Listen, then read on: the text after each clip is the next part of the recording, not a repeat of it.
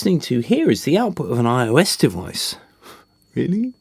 And this guitar amp is fantastic. It's by Vladimir Titov and it's called Amp 1. And it's free.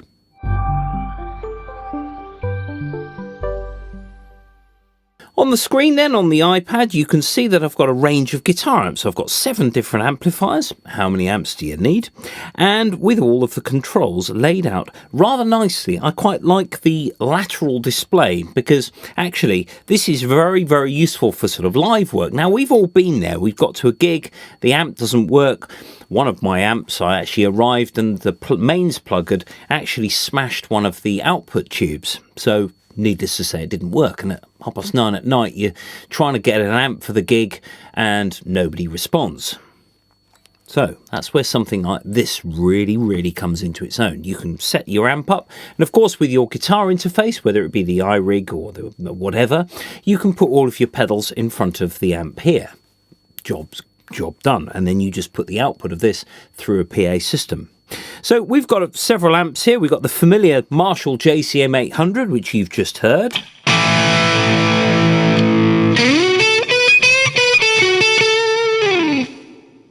It sounds properly decent. This app costs nothing. So you can either have the original JCM 800 or you can have the hot modded version. Great, just more gain and a little bit more refinement. Now, all the controls, they do respond very nicely to your touch.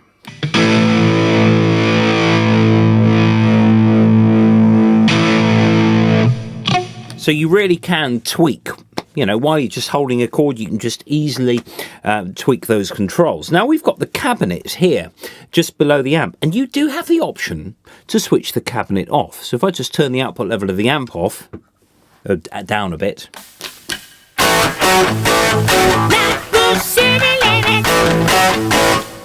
Now obviously there's quite a lot of noise associated, and it's a high gain guitar amp.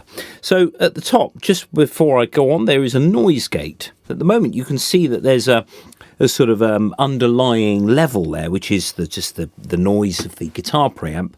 And then I can set it to open at a particular level. At the moment, minus 32 dB. And then it will close at a given level when the guitar falls away. And of course, all of this is completely adjustable for your guitar and your input stage and whatever input volume you've got. Now, the input volume shows up on the settings. You can set your input and output gains, and that's fine. You can set the input channel, whether it be a left or right input if you've got a 2-channel interface.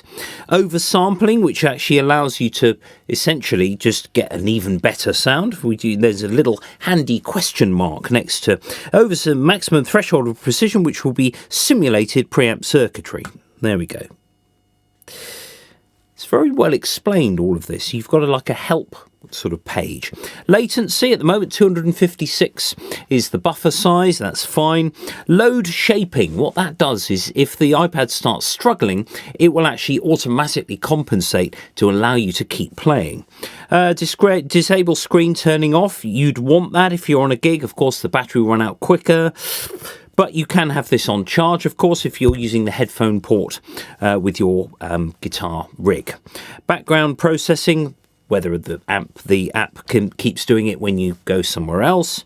And the output for mix. Now, what this does is it actually just beefs it up a bit. So instead of this...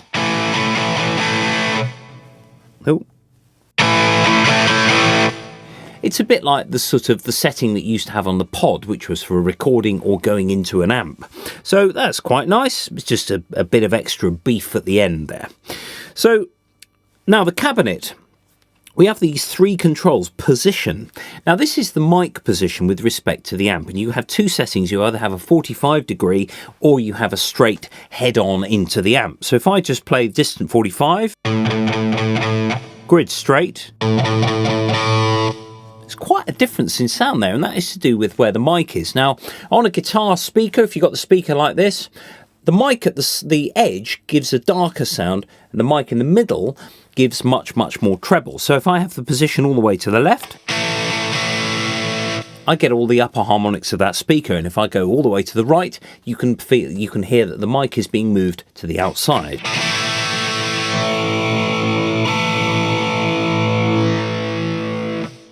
Now we have these other things called defocusing and absorption. Now what absorption really does, as far as I can hear, is put a bit of a room sound.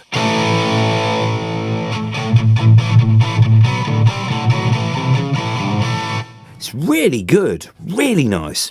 So I'm just going to, I'll just switch that off for the minute while we just have a look at the next to the right-hand page here. Chorus. At the moment, it defaults to on. There's no chorus as such at the moment, but rather a sort of a stereo spread. So if I switch that off, I've got my sort of guitar sound in the middle. So we have various chorus sort of effects here. We've got the Juno, which is the output of the sort of chorus output of lots of old keyboards.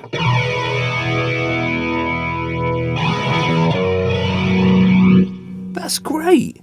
That's absolutely brilliant. The famous Roland Dimension D.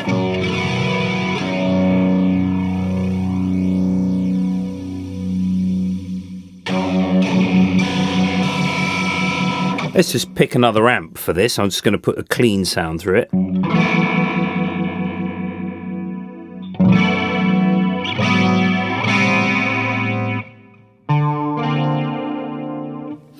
The Triton Chorus. You've just got so many options.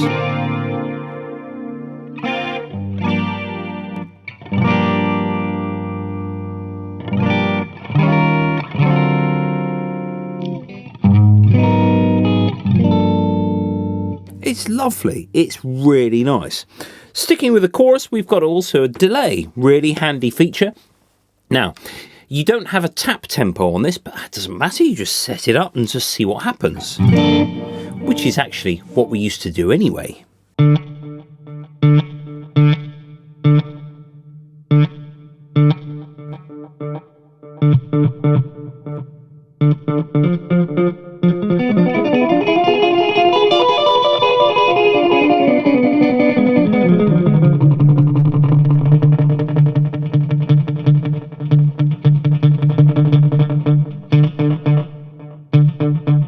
There we go, we just got a feedback of 0 there.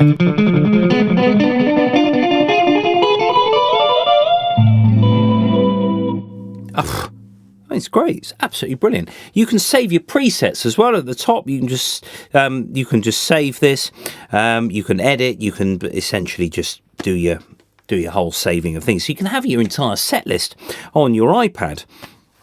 Then we've got the Reverb.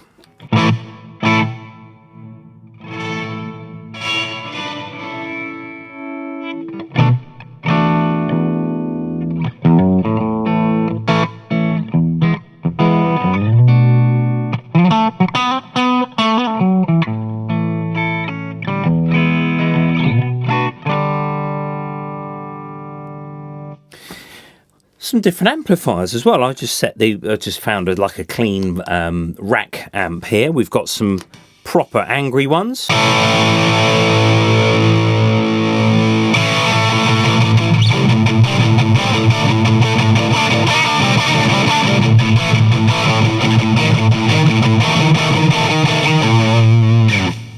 Yeah, lovely.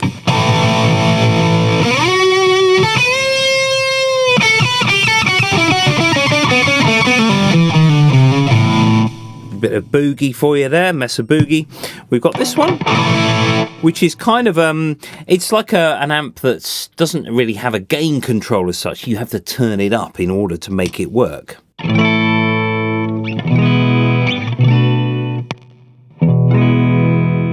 And then a Blues Junior from Fender as well.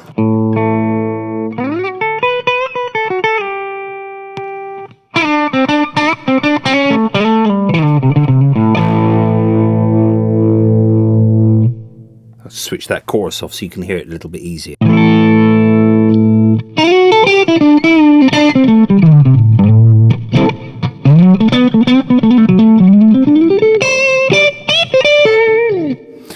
All of this on an iPad. So just take the iPad to the gig with you and if your guitar amp does die, you've got this, but you've also got a very lightweight solution should you not wish to take an amp at all.